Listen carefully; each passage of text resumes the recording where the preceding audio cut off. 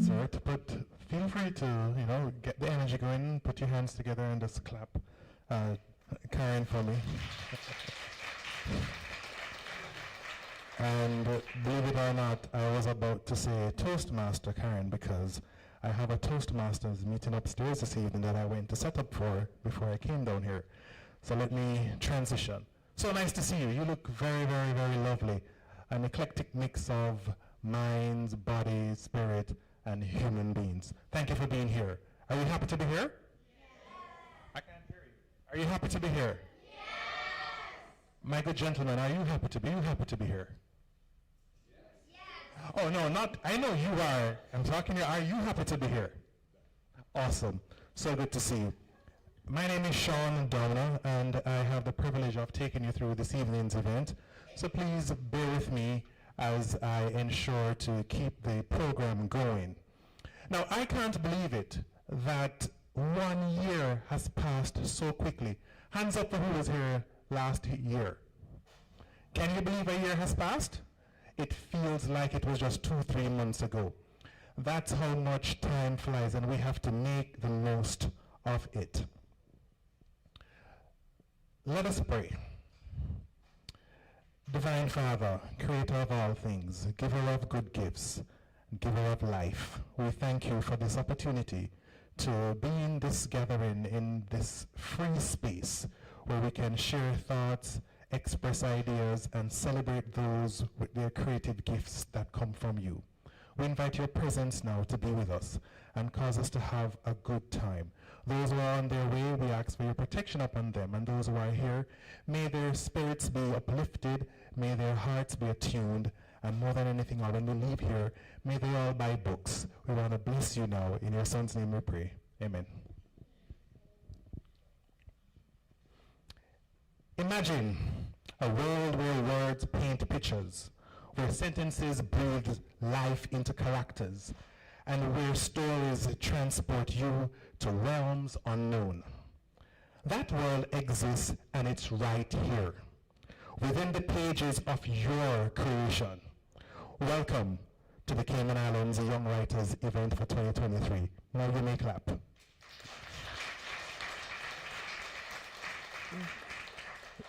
This is where dreams are transformed into words, and words into unforgettable stories. Today, we gather not merely as writers, but as architects of wonder, creation of universes, and guardians of the extraordinary. As finalists in the literary adventure, you hold the power to ignite minds, spark imagination, and change lives with your words. Your talent has brought you here. Your passion and creativity will carry you through to places yet unseen. Let your pens become your vessels of your dreams, and may your keyboards be the keys to unlock your fantastical. Whether you create tales far off of galaxies or unveil the mysteries hidden in your backyard, know that your stories matter. They matter because they are the seeds of inspiration for countless others waiting to be sown. For all of you who have made it to this far, I want to say congratulations to you. And the library has lent itself to the community to foster and to embrace activities like these. And so at this time, I'd like to invite a representative under the umbrella of Friends of the Library to come and to bring her greeting. And I invite at this time Miss Jennifer Bond. Please make her welcome.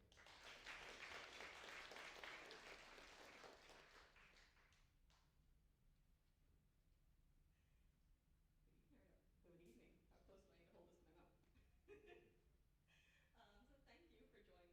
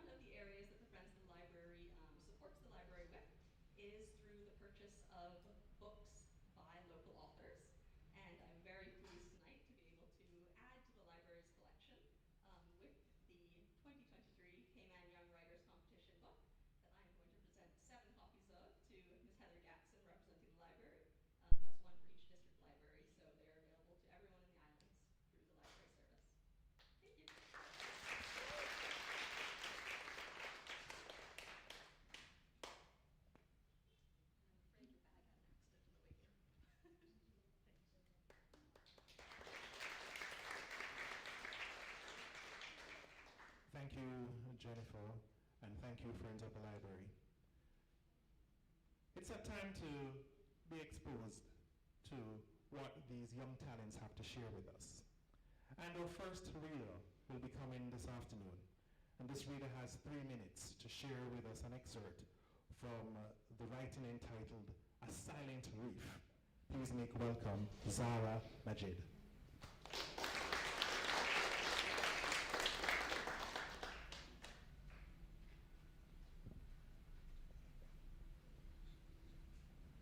Good afternoon. My name is Zara Majid, and I'll be reading a short excerpt from my story titled A Silent Reef, Uniting for a Threatened Home.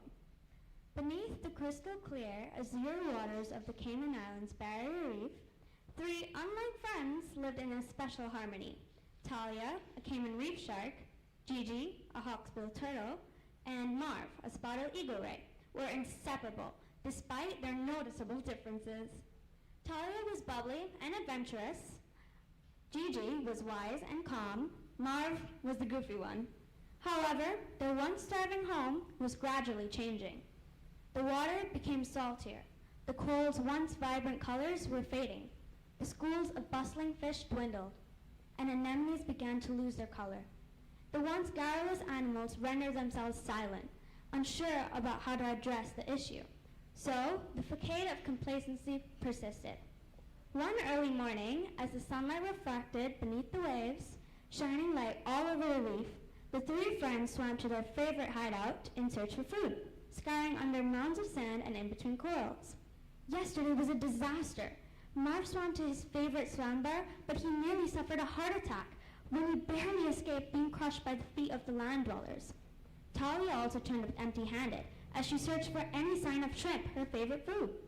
Gigi faced intense fear when she noticed that many of the seagrass and sponges had died off. But today was going to be better. They were going to find food. Gigi and Marv checked between and around coral structures, while Talia desperately searched for the ocean floor. It was then they heard a distressed, muffled voice, "Help! Help!" coming from Talia's direction. The duo spun around and swiftly made their way to Talia. The both animals worriedly asked, "Are you all right? How did you get that stuck in your mouth?" "Calm down, you guys. I just got a bit of plastic stuck in my mouth is all," responded Talia in a slurring, muffled voice. An intertwining piece of plastic had gotten stuck and made Talia's speech indiscernible. The 2 friends decided to rush Talia to the hospital. If you would like to hear more about Talia, Gigi, and Marv's journey to save their home, you can purchase the book and read my full story there. Thank you for your time.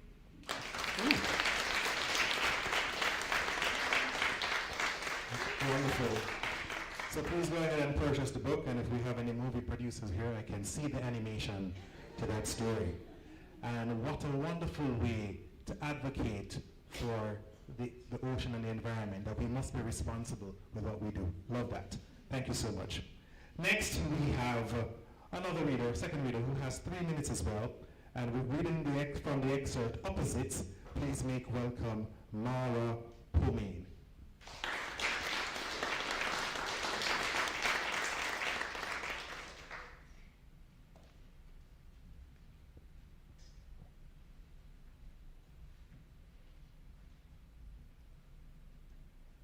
I stare out at the manor on top of a hill, surrounded by a graveyard, resides my childhood.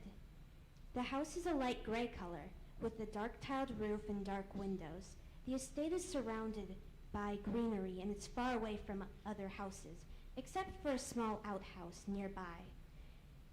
There are many names inscripted on the graves, engulfing the people below them, hidden among the soil and earth. These graves have nothing in common. They are black and white tombstones that embrace the members of my family that have passed on, but the black gravestones intermingled there have nothing to do with another. I walk through the grass, my shoes pulling on soiling weeds as I thread through. There is a single rose in my hand. The rose is unlike the other flowers littering the white gravestones. My rose is white, with the edges of each petal taking on a black appearance, with small specks like little stars. The rose's leaves are a dark shade of green, like a spooky forest. The rose still has its thorns. I walk towards the black grave. Newly dug, newly dead. I crouch down, my black dress wrinkling slightly as I read the name on the stone. Exer Withstone, beloved son and friend. 5 o'clock. I'm not leaving yet. Let the dust gather again. I chuckle slightly at the last sentence. I'm not good with riddles, but I think I understand what he wants. Meet up at 5 o'clock. Well played, Withstone. Very well played, I whisper under my breath. This one knew me well. I check the black watch on my tanned arm. 4:56 p.m. I look around and scurry off into the looming manor before me. Inside, it's dark, empty, quiet. If I were anyone else, I would not believe a child grew up in this setting, but I know better. After all, who better than the child herself to know what this house witnessed? A loud bong reverberates in the air, indicating a new hour. I head up the marble steps until I reach a door leading to an oversized balcony. The air feels fresh and crisp.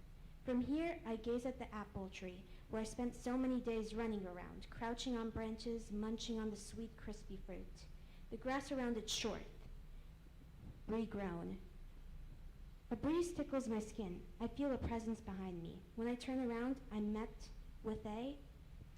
Please purchase the book to find out what happens next. Thank you.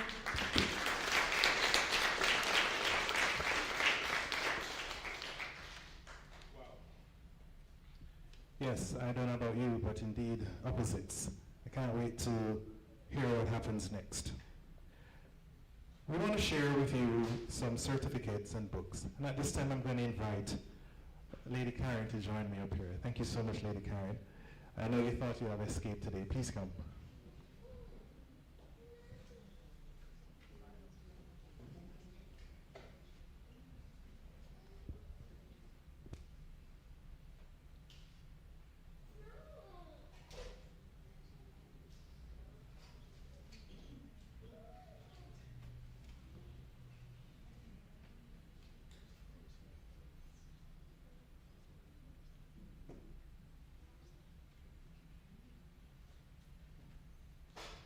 Okay, so what we're going to ask you, when you hear your name, you come, and if you're here representing the child whose name you've heard, please come up as well and receive on that child's behalf. Okay, earlier I mentioned that those who are receiving first 5 names gather together right in the corner there, so please take my voice as the authority. Just kidding. But yes, we're going to be doing that, calling the names quickly so that we can get through, because it's a lot, as you can see. Right, and for the first one, it's Abby. McClendon. Thank you so much. So that's why we're going to be partners.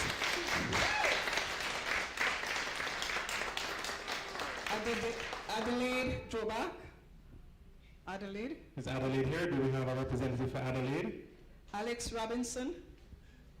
Amaya Bryan.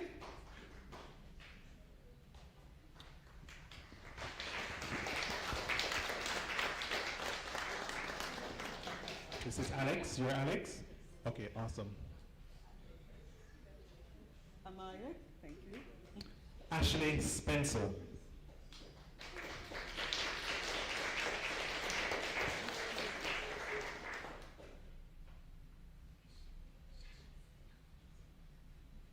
Is Aureliana here? Aureliana Walker. I think he's in England, away. Bianca Robinson Quill. Bianca. Caleb Suku. Shay Scott. Christopher Mascolo.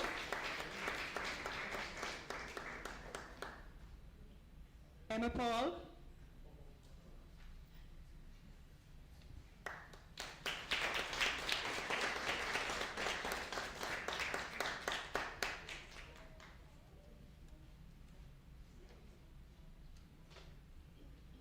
Erin Pepin.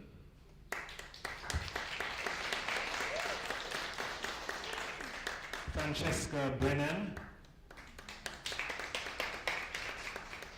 Francesca. Hannah Suku.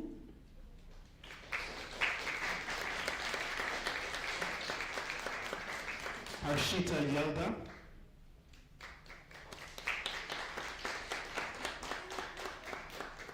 Anna Supu. Yes, that's Isabel Ashworth.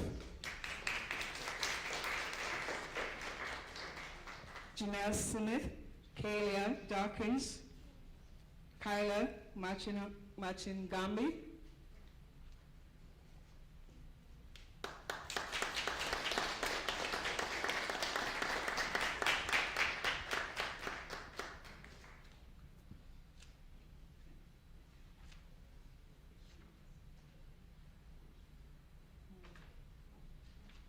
please remember to go down the passage so we can get some shots. We rehearse. Down the middle. Down the middle.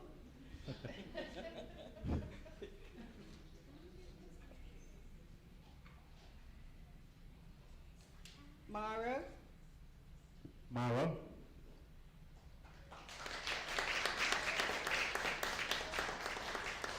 Maria Weston. Maria Weston. Molly D. Saram.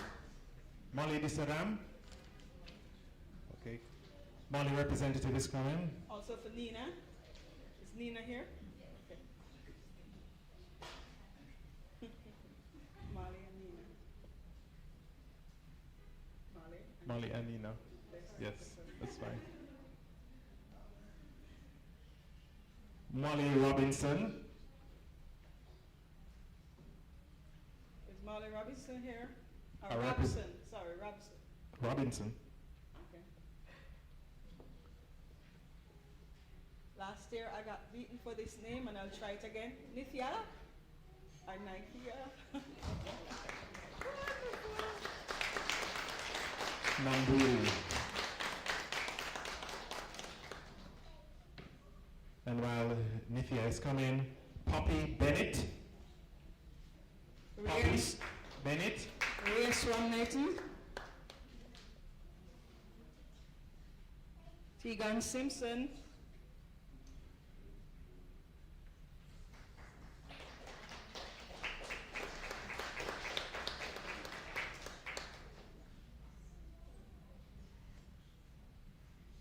Travan Trapon Turner.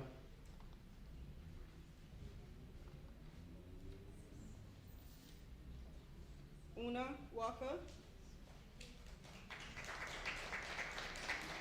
Zachary Rue.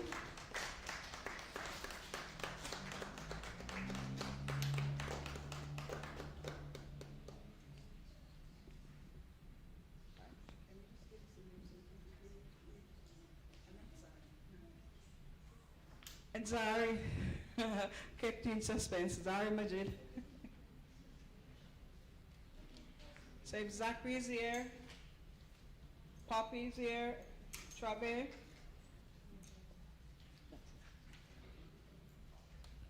All right, thank you, Karen. See, it wasn't that bad, was it?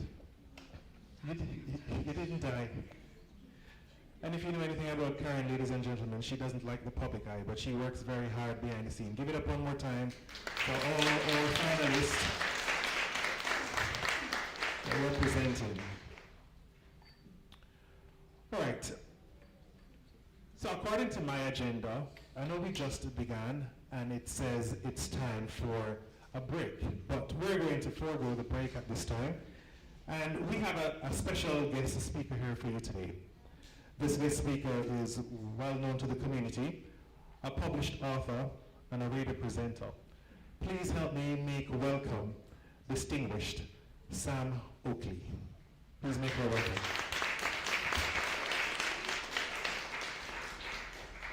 Thank you very much. Thank you. Well, I'm so pleased to be joining all of you young writers this evening. And how exciting is it to be in a room where there is just so much talent? And as a writer myself, we are all part of a club. So you are all lifetime members now. We are writers. So we haven't just been the type of people that have talked about, oh, I really would like to write a book. Because there are plenty of people like that who say, I really have a book inside me and I'm going to do it one of these days, and then they don't do it. But no, no, no. Us, people in this room today, we are the people who have put the word on the page and produced something for other people to read. And that is the big difference. So congratulations to all of you for doing that. I think we should have a round of applause. So my journey to getting published is that I first worked as a journalist, and then I decided to write my own things. And I really started to write about things that I was actually interested in. And that, of course, is the secret to any writing, if you write about something that fills you with passion. So I wrote a book about the Wreck of the Ten Sails because I'm very interested in Caymanian history and particularly interested in maritime history. I know that might not set the world on light for all of you, but it's something that I've always been very, very interested in. I've also written a short story and a play too. But before we proceed, I'd just like to say that I do have another story for you right now. So if you're all sitting comfortably, if you cast your mind back, it was 3 years ago in this library that the idea for this competition came about. I was on a panel with the lovely Karen Chin from CLM Publishers, and she was asked what she would like to see happen to help encourage talented young local writers. And she said, let's have a competition. And so here we are. So for that, I would like to say thank you, Karen.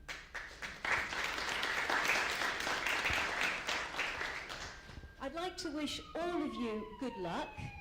It's the streets of San Francisco outside. I'd like to wish you all the very best of luck, not just in the competition tonight, but in the years that you're going to have ahead of you writing, because you do. Now, some of you may go on to become novelists, screenwriters, journalists, English language teachers, or you might use your skills in marketing, in communications. The list is endless. Or you may even go into work in a completely, entirely separate type of job. But whatever you do, please don't stop writing. I like to think of writing as, well, it's like walking really, because it doesn't cost you anything to do. You can do it where you want, when you want, for how long. You can take a break, and you can go at your own pace.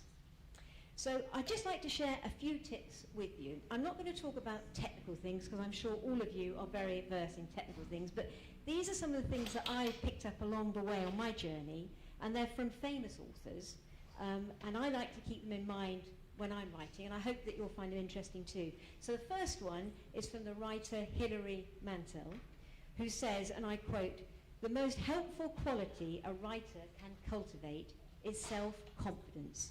Be proud." Now, that doesn't mean being flashy or being a show-off or liking even being on a stage, there I said. It actually means about believing in yourself and being really confident about your own ability. And what you have to do is be prepared to be knocked back and to be told, that's not very good, that's not quite what we're looking for. Of course you have to take advice, but in the early stages, don't listen to it, because in the end, what you've really got to do is just keep writing, and you mustn't let any criticism hold you back. And that leads me on to my next point. The author Catherine Mansfield said, you know, really, writing anything is better than nothing. It sounds obvious, doesn't it? But she says that I looked back on when I first started out writing, and I managed to think that I was always writing something that really was rather rubbish, really, not very clever or brilliant. And she says, that probably was the case. It probably was rather rubbish. But she said, now I realise it was better to write something than nothing at all. And again, following on from this idea, another author, Miranda July, now she said, I feel like the worst kind of writer. I would sit down and I'd look what I'd written at during the day, say the day before, and I'd say, well, I don't really like the story. I wish I'd written it better. And that's a very common thing in writers. You look at it and you think, oh, this is so simple, it's so basic, it's not original. But then she said, I realised that what I'd done is I'd written the first draft. And that's it, you see. If you write the first draft, you're there. Because you can, it's like Play-Doh, you can pull a bit off, push a bit in, turn it around, add to it, change the colour, do this, do that, but you've got something to work with, and that's the whole idea, that don't be afraid, get something down, put something down. The hardest part is writing the draft. And John Steinbeck said, Take a page at a time. Forget it that you're writing a book. And I think this is a really good point. Don't think about the end. Don't think about the book. Think about writing a page in a day. And if you can think of it like that, you can make tremendous progress incredibly quickly. I really like this one from Leonardo da Vinci, of all people. He said, simplicity is always the best way forward. Because it's very easy to think that if you're going to write a book, that you've got to use very flashy vocabulary. It's very, and you can start looking up in thesaurus and dictionaries for very, very flashy vocabulary. But really, that isn't the case. This is a wonderful phrase I like. It says, writing isn't about using words to impress. It's about using simple words in an impressive way. If you think about it, that is the secret, really. You don't have to be flash. And if you try and be flash, it actually often sounds almost embarrassing because it's obvious that you've tried to put in a certain type of description that's a bit over the top. You know, and often it's a very easy fault. You know, you can talk about the moon shining and the light was flashing and the thunder. And actually, when you look at it at the end, you think, well, that's actually quite a cliche. So don't think about using long, dramatic words. Think about simple words. Because Albert Einstein actually said, I love this, he said, if you can't explain an emotion to a 6-year-old, then you don't understand it yourself.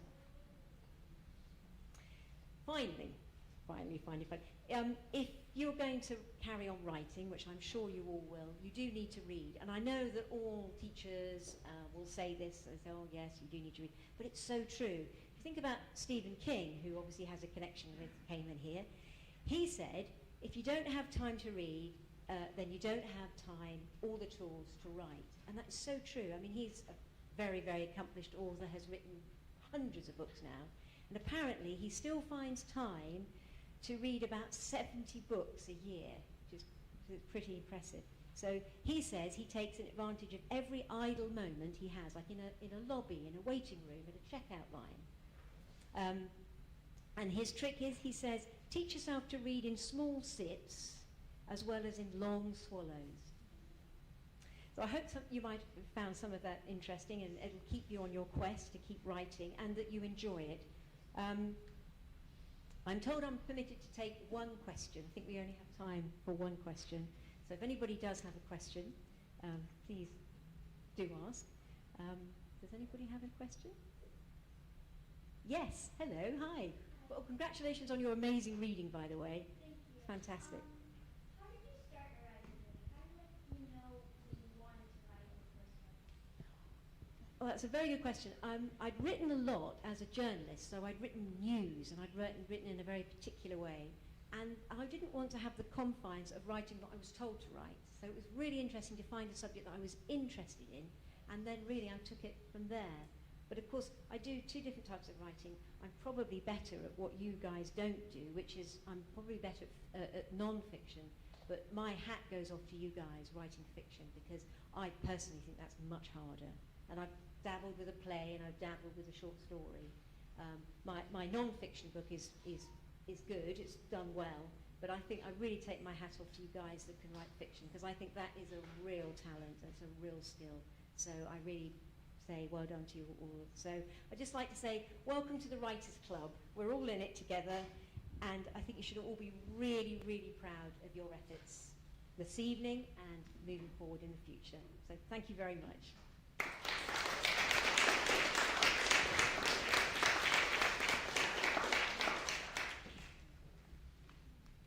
Thank you so much, Lady Oakley. Well said.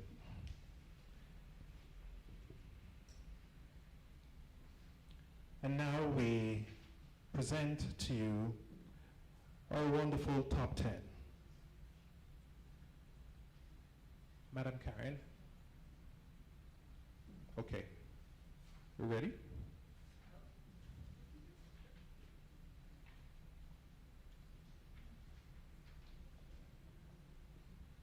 All right. Thanks. So we have some special tablets for you, and we'll start with the ages between 10 to 13. And as I call your name, if you're here, or a representative, you're here, please come up and collect this prize. Zayden Scott. Zidane Scott. For the writing, Magical Fairies and Gun Patrols.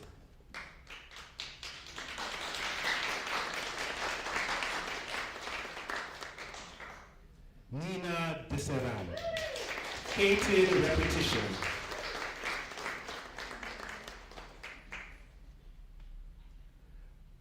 Mara Brad. Opposites.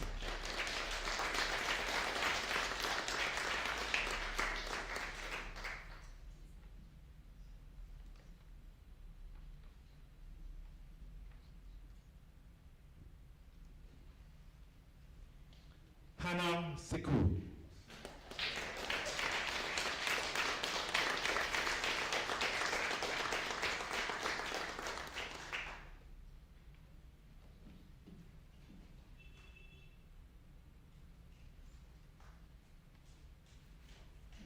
Kayla Machingambi.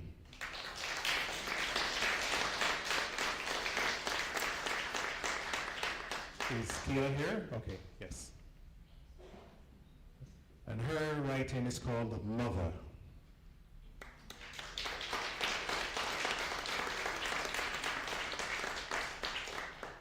One more time for all the recipients in the 10 to 13 age group. And now we step up a little higher, 14 to 17 age range. And this is where I'll have a little bit of a challenge.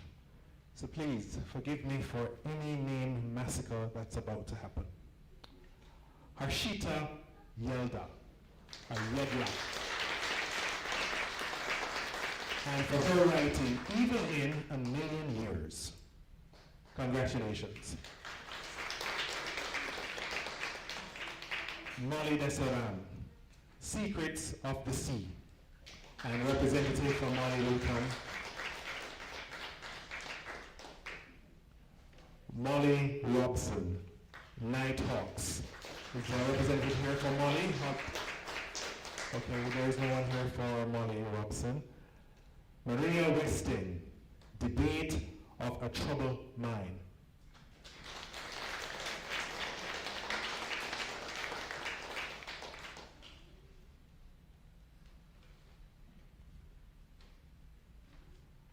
And last but not least in this category, Trevon Turner, The Villain.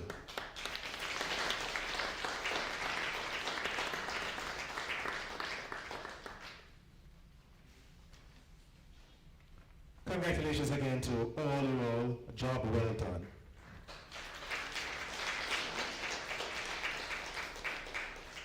And now, yes, we are in the library, so the reading continues.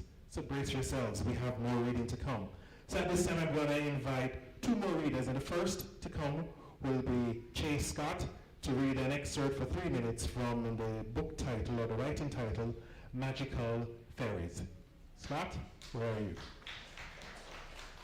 Please make him welcome.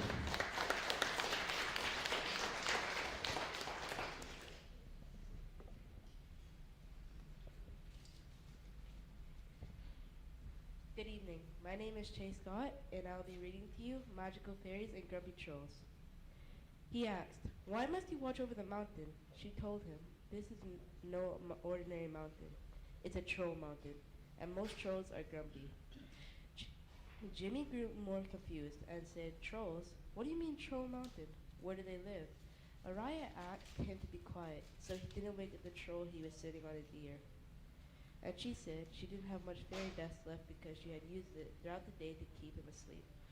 Jimmy jumped with fright and yelped for help. Araya flew closer and begged him to calm down, but Jimmy was frantic.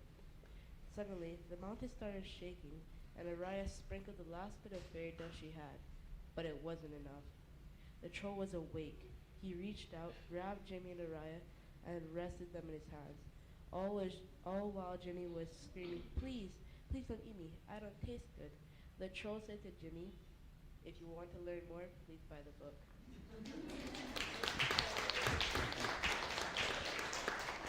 Yes, remember, by the... Let's try it again, by the... All right. Next is Daniel Cooper, and the reading from the excerpt, Wasted. Daniel, are you here? Okay. Make him welcome.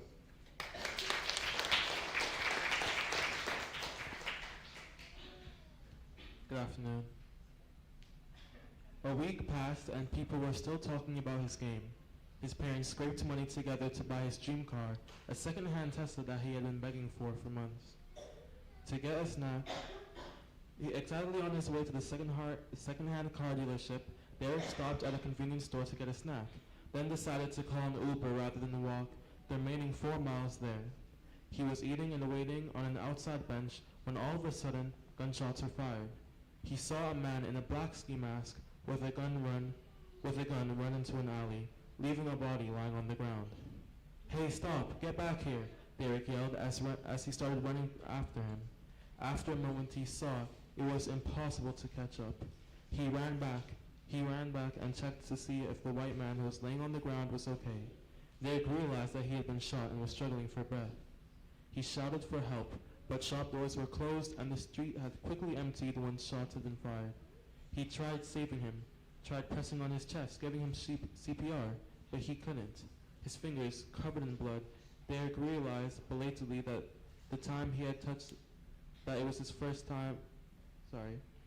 He realized belatedly that the hard thing he was kneeling on was a gun. In panic, he threw it away from him. It was the first time he had touched the gun and was shaken. But even in his panic state, he knew he needed to focus on the man.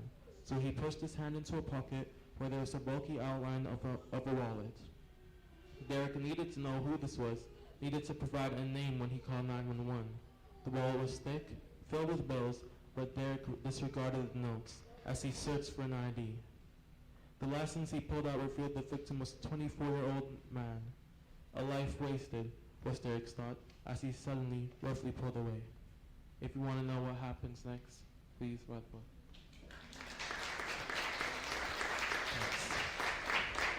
An intriguing adventure, so we definitely have to buy the book. I want to say, let's acknowledge that Daniel also was a participant and placed well last year in the 2022 competition.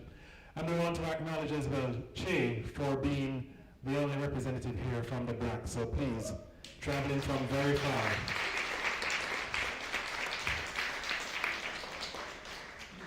And now we go to our top 3 trophy presentation and cash prizes. It gets better, guys. We're coming on down.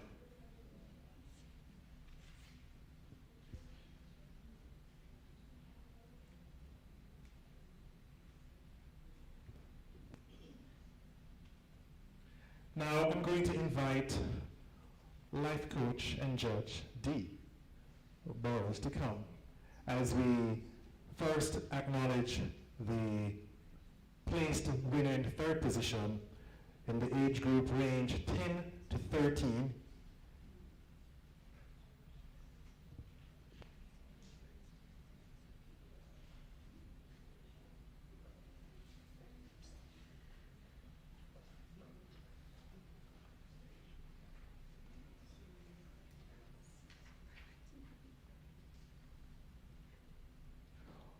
All right, everyone, drum roll, please.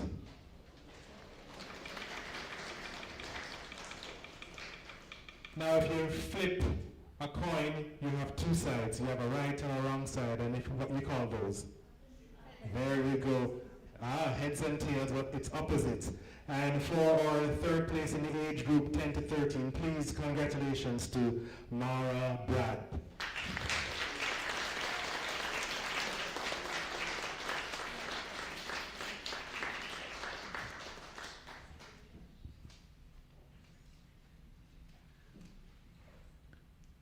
Congratulations to you, Mara.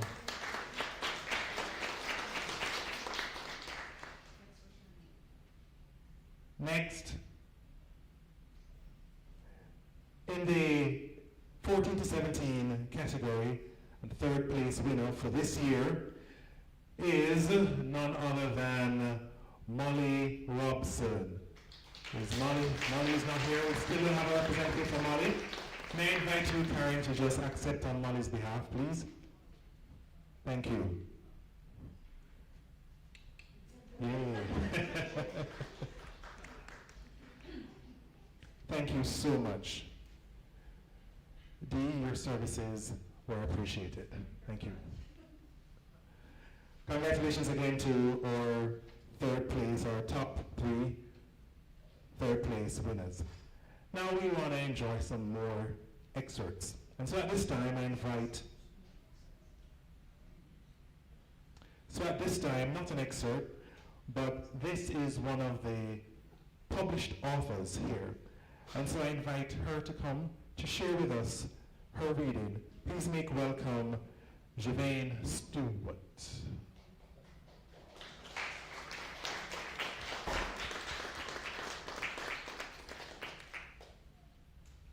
Unfortunately, Jevin didn't turn up, so we're going to move along.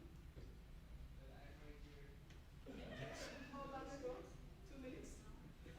Okay, Come on up, Jevin. come on up.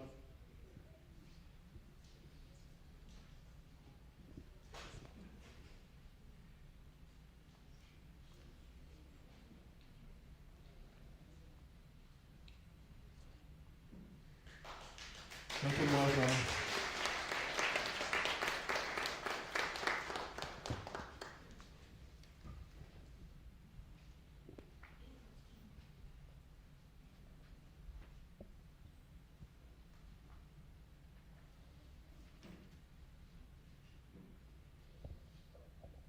Good evening, everyone.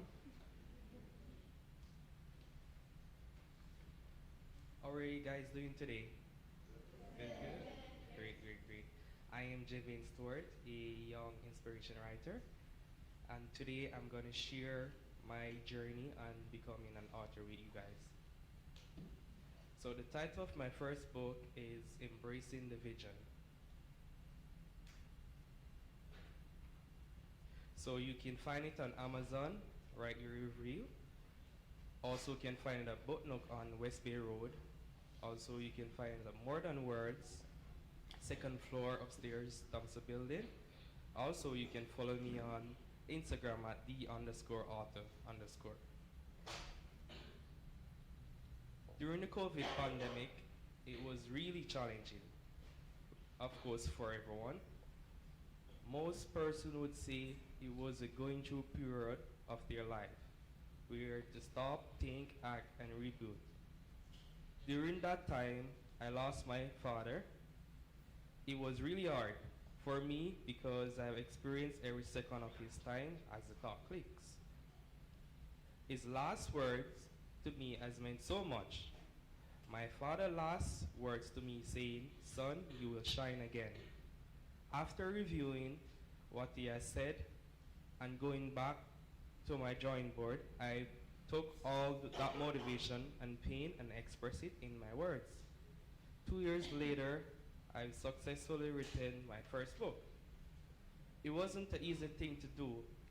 You have to be disciplined, motivated, and staying consistent.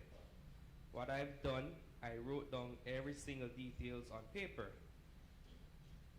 Every day has progressed, step by step. I've planned, I executed, I work at it, and that's how I develop myself. So the purpose of this book is to help the reader succeed and master all aspects of life journey, especially for personal growth, goal setting, self-improvement, and how to grow spiritually. Did you know that your life matters? Yes, it does. Start thinking positively today. This book made up of 7 sections, all under the main topic, embracing the vision. We quite simply can't afford to miss out on opportunity to gain information that would inspire the world for all ages. So I'm going to give a little introduction on myself. So Javane Stewart was born in Kingston, Jamaica, where he spent his formative years a graduate of the Ozimar Technical High School, where he pursued the home economic and he continued himself to read daily and interact videos. Though in his early 20s, he worked hard, effectively, and smart. His potential is phenomenal, and his passion is to motivate and inspire others and his community by extensive the world. These short stories of his journey are aimed to add positivity to those he encountered. He lived by the maximum I aspire to inspire. So there's a saying say, you write your vision down and let it play. Habakkuk 2 verse 2, write your vision down, for he who reads it may run to it, though it may tarry, take a long time, wait for it. For surely it will come at the appointed time. So today, I'm encouraging you as young authors it's not easy to plan and to execute everything. It won't happen at once, but every day you make a step further and analyzing back everything as so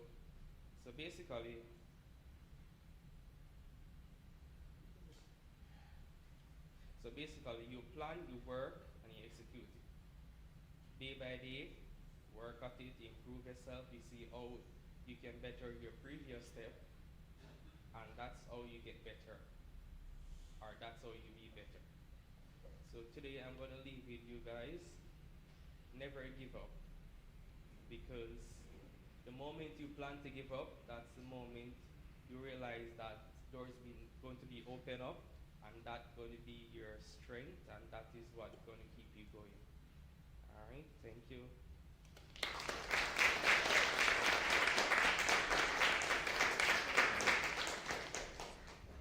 Congratulations. Good job. Now again, I'm standing here and listening and looking on. I feel the incubator sense where you're looking at budding and promising writers coming out of this country, this community. So you all should be proud that you have planted the seed and you're watering that seed. Congratulations, everyone. Put your hands up again, together again, rather, so.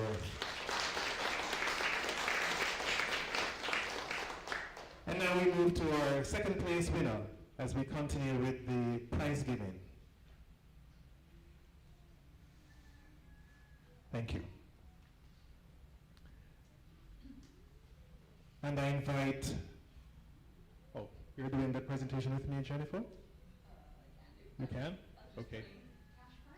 Oh, you want to put some here? All right, I'm going to invite you to do the first category, 10 to 13, and then if it's okay with Dia, invite her back afterwards to come and do the 14 to 17. And in the 10 to 13 category for this year, the second place cash prize and trophy award goes to the writer of Fated Repetition, Nina Beseran.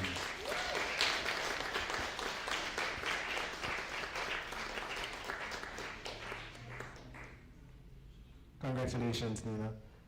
Dee, please come.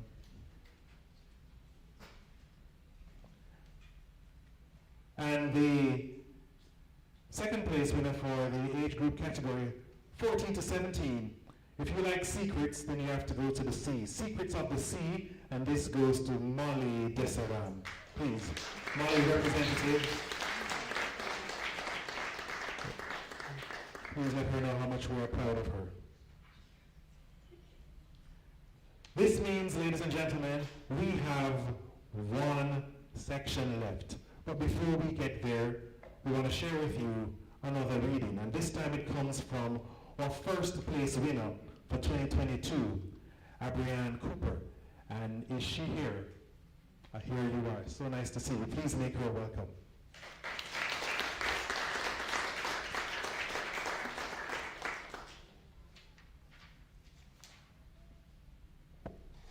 Good evening. My name is Abrianne Cooper, and I will be reading my story titled Disordered Image. The dim light flickered in the cold room. She sat with few others, some with head wraps and hats in the small space, all of them waiting for the same thing, for their name to be called and for them to hear the news, whatever it may be. She glanced at the glass window of the door and caught a glimpse of her reflection, for only a moment, and she quickly looked away. she hated what she saw. For weeks, she had been looking at the same distorted image of herself, the pale, thin shell of a woman whom she could not and did not want to recognize. There she sat, twiddling her thumbs, awaiting her fate. "Ma'am, excuse me, miss, but I think it's you they're calling." She had heard her name being called, but needed a moment. She had needed a second to gather herself and to breathe. She did a half nod and shakily stood up and followed the nurse. A man smiled at her, maybe to reassure her, to tell her that it would be all right, but she thought it was far from being so. She sat down on the patient's chair as instructed by the nurse and was told that the doctor would be joining her soon. This upset her as she had already waited a great deal of time for the doctor outside in the waiting room, and she doubted she could handle the stress of it all. She did not want the inevitable to be prolonged any further. Nonetheless, she sat and waited for what again seemed like an eternity. "Good morning," the doctor greeted her as he took a seat. "Is that so?" she thought. She could not remember the last time she had a good morning. After the doctor was settled, he asked, "Is there anyone here with you today?" She shook her head, too nervous to speak a word. She never looked the doctor in his eye and always directed her vision to one of the posters in the office, as she could not bear to see the pity written across his face, even though she could still feel the pitiful look as he watched her. He nodded, cleared his throat, and then continued.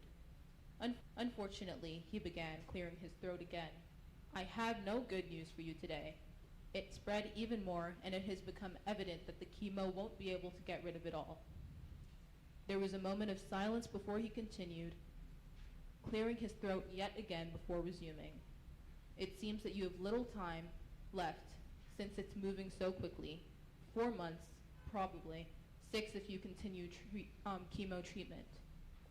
She stared straight ahead, her heart feeling as if it were slamming on its brakes, her pulse slowing, like she was going to die right there in her seat. "I'm so sorry, ma'am." He went on to explain how they would continue if she decided to prolong chemotherapy and what would happen if she did not.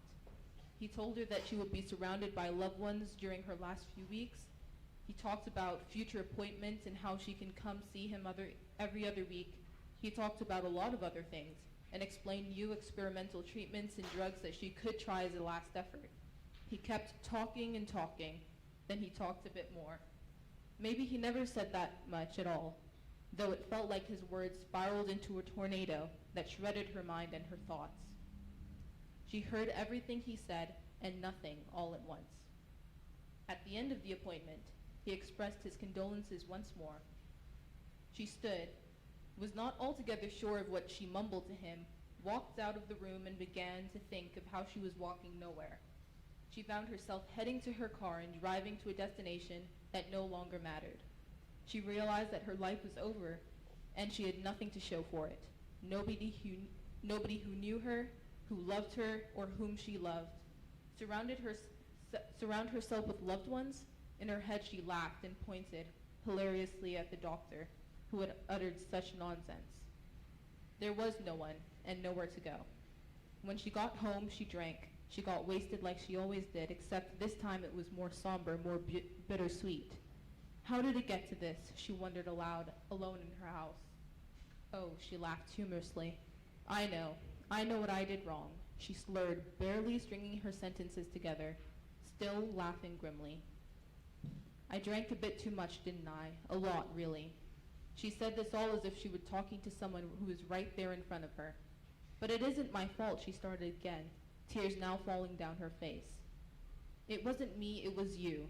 Again she laughed dryly before she broke the picture frame that displayed the photo of him. It was him.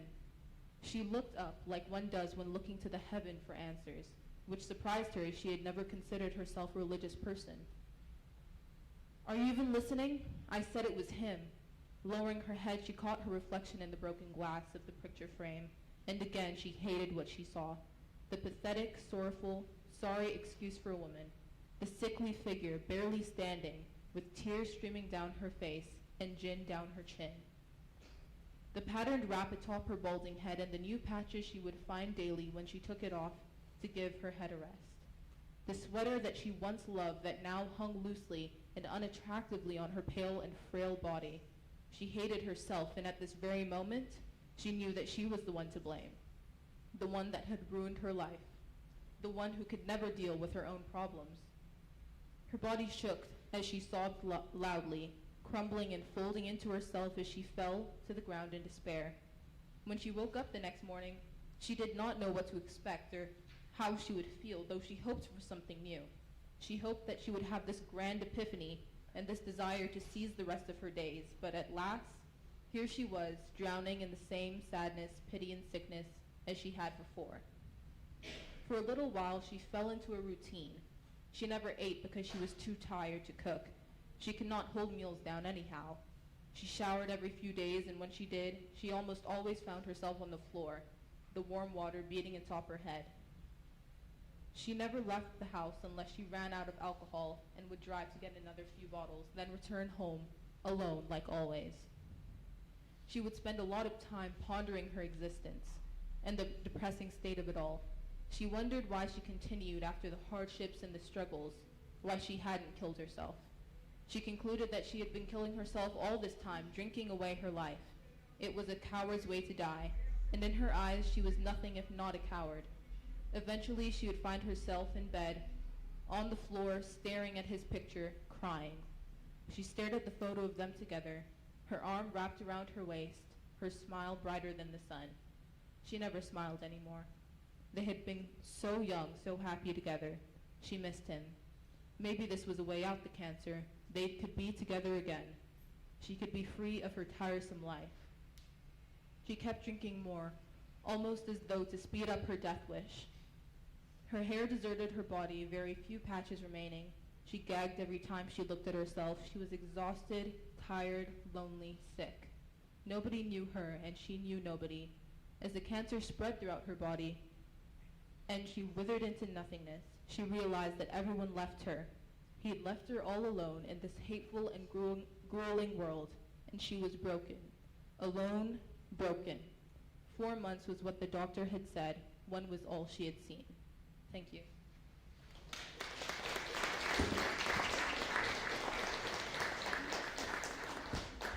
Thank you for sharing that powerful story.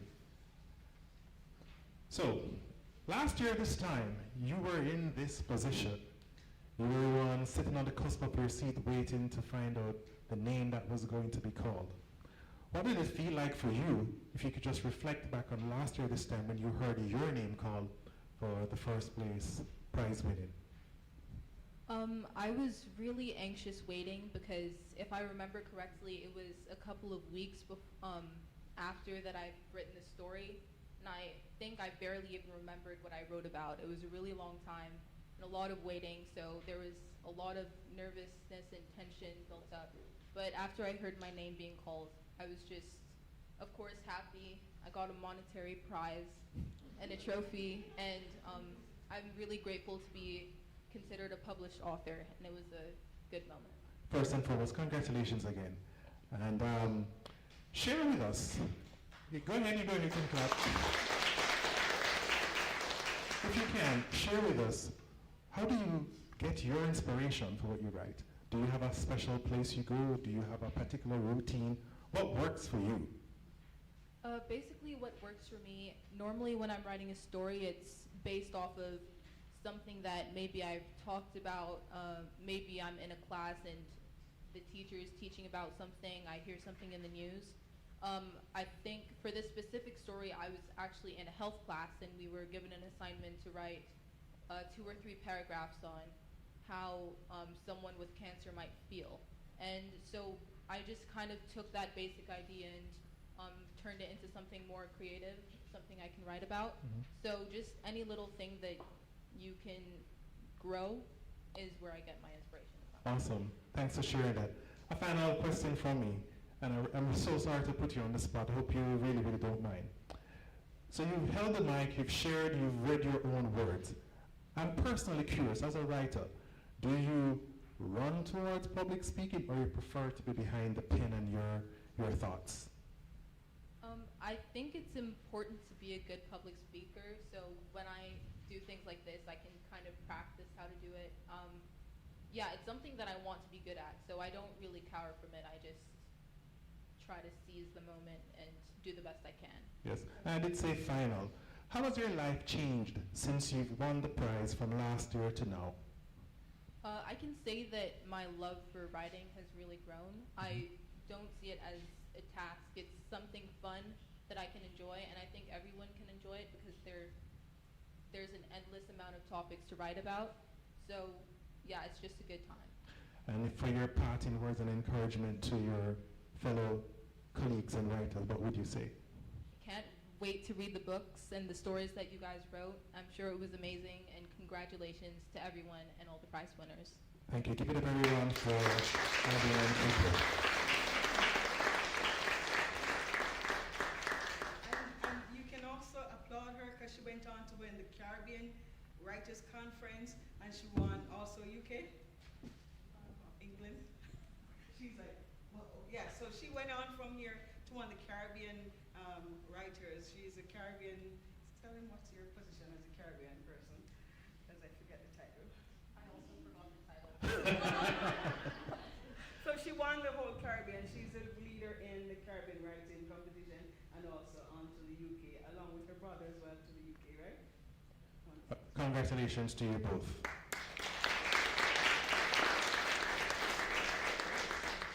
Getting to this position is never easy, and I'm happy I was never one of those who was called upon this year to review all the entrance writing. But let's give a round of applause to all the judges as I call their name. The judges in the age group category 10 to 13, Ravel Melville, Michelle Brooks, Stefan Fullerton Cooper, Sue Brooks, Faye Lippit. Next also in the 14 to 17, Mike Furr, Peter Paul, Noel Wallace, Erica Gordon, and Dee Bowers. Please, let's put our hands together for our judges.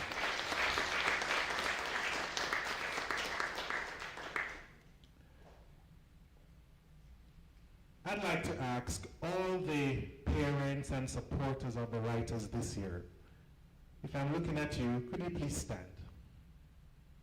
Okay, all the parents and supporters, please stand. I'm looking at you all. If you're here, please stand. Just all the adults, the parents and supporters, please stand. I'd like for you to do something very simple but important. I want you to look at the person that you're here supporting and give them a round of applause, please.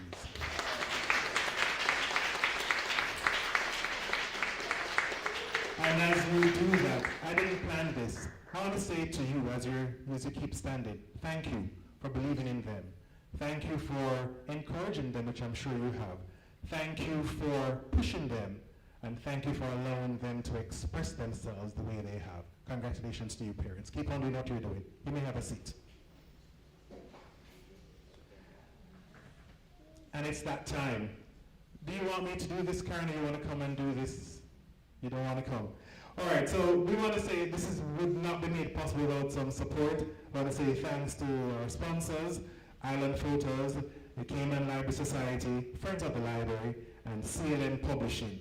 Again, thanks to all the judges and our supporters, and we are really, really, really, really, really appreciative of you all. Thank you. So we're at that point. Yes. Does anyone want to know who the winner is for this year? Yes. You sure? Yes. You want to know? Yeah, I want to know too. So I hope when you know, I know. All right? Okay. I'm going to invite at this time Miss Jennifer Bodden to come to make the presentation. As she hands me, and I won't have a Steve Harvey moment this year. Thank you so much.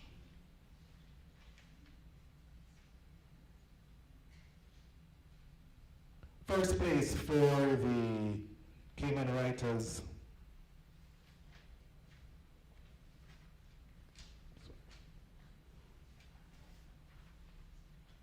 Sorry. First place for the Cayman Young Writers 2023 first placed winner in the category, in the age group 10 to 13. This winner speaks to us about somewhere magical. Some were a little grumpy, but there's a lot of trolls. Please, let's give it up for Chase Scott. He plays first in the age group 10 to 13. Keep it going for Shay. Remember, he's all the way from the back as well, so congratulations to you. Buy the book, read more of his story, The Magical Fairies and Grumpy Trolls. Next, in the 14 to 17 category, this person wrote about something that we all want, and maybe many of us here do have, but talk about millions, even in a million years. Our first place for this year in age group 14 to 17 is Harshita Yadla.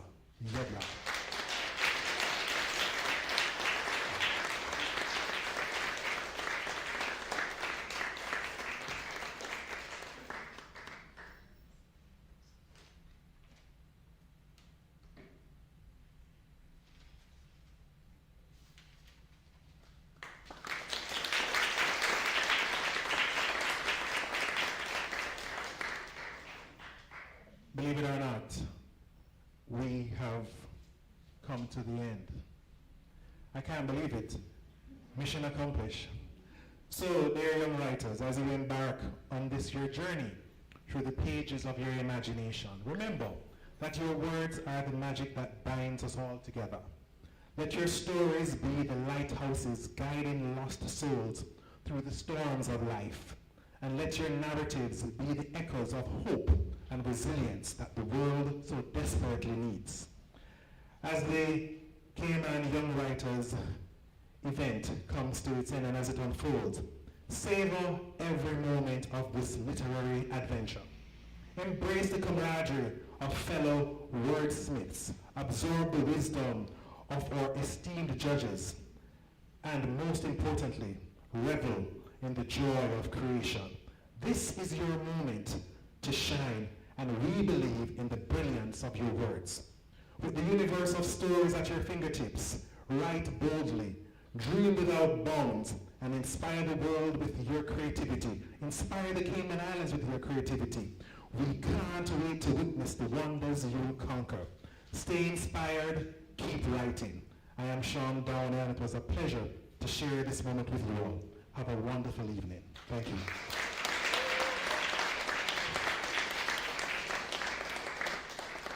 Now, it would be remiss of me not to remind you, please journey to the back, get a copy of your books, take some photos with the author, let them sign the page that they've written on for you.